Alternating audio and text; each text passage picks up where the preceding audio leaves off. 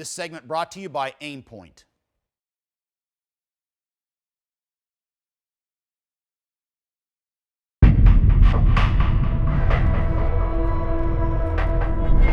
Hey gang, Larry Vickers here. We've got an Aimpoint training tip coming your way, and I'm going to give you a few pointers of how I zero my own personal aim points. In this particular case, Comp M5 on my Bravo company training gun. I have a B8 replacement center bullseye here. This is 5.5 inches in diameter. All right, I staple it up to an IPSC target like this, or any other target background is fine.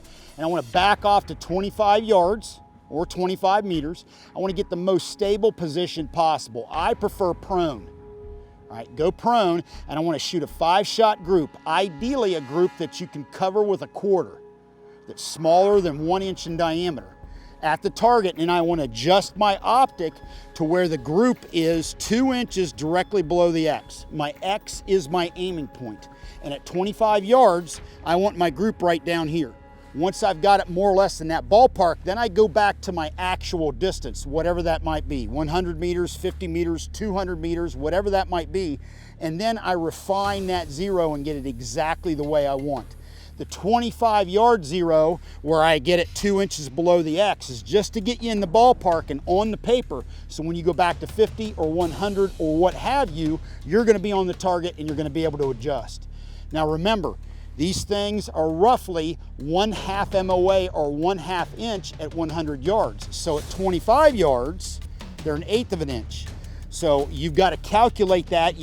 8 clicks moves you an inch, both elevation and windage. And remember, your elevation is on top, your windage is on the side. Left and right is windage, up and down is elevation. 8 clicks moves at 1 inch when you're at 25 yards. Now let me give you another little point here. I'm back here, I got a little artistry for you. This is your optic as you're looking through it. This is my Comp M5, could be your patrol rifle optic, your micro, it doesn't matter.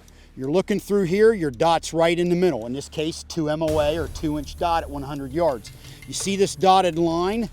That's where you want to keep that dot at all times. You want to stay in that dotted line in the center 50% field of view.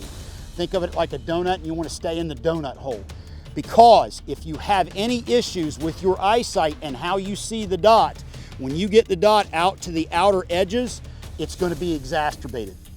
These things essentially are parallax free, but that doesn't mean that you're going to see the dot perfectly with your individual eyesight. Case in point, I don't see a perfectly round dot. I don't have corrected vision. When I look through my Aimpoint, and I figured this out when I put an Aimpoint magnifier behind it and I magnified the optic by 3x or 6x, this is actually what I see. My red dot has a little bit of a tail to it. All right, the top part is the actual dot. This is translucent. That is my eyesight and how I'm seeing the dot. This is the kind of stuff that'll throw you for a loop when you're zeroing the gun, especially at distance, and how you'll come up and shoot 5 or 6 or more shots and you'll have 2 groups develop. That's how that happens, is your part of your group is on your primary dot, the other part of your group is on what is not the primary dot. So there's a lot of lessons learned using this thing. Remember, go out and hit the range and practice with it and practice shooting groups. That's how you get better with all this stuff. I hope this made sense to you. Now it's time for me to head back to 25 yards. I'm going hot. Okay, in this case I went prone.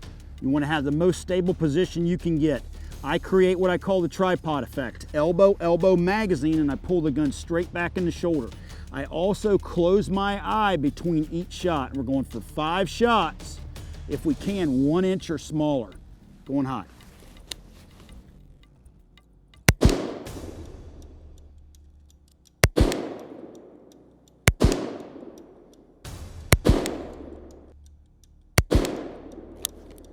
All right, time to get down and check it out. All right, here we go. All right, here's my group. Down here, easily fits within 1 inch, no problem at all. I'm low right.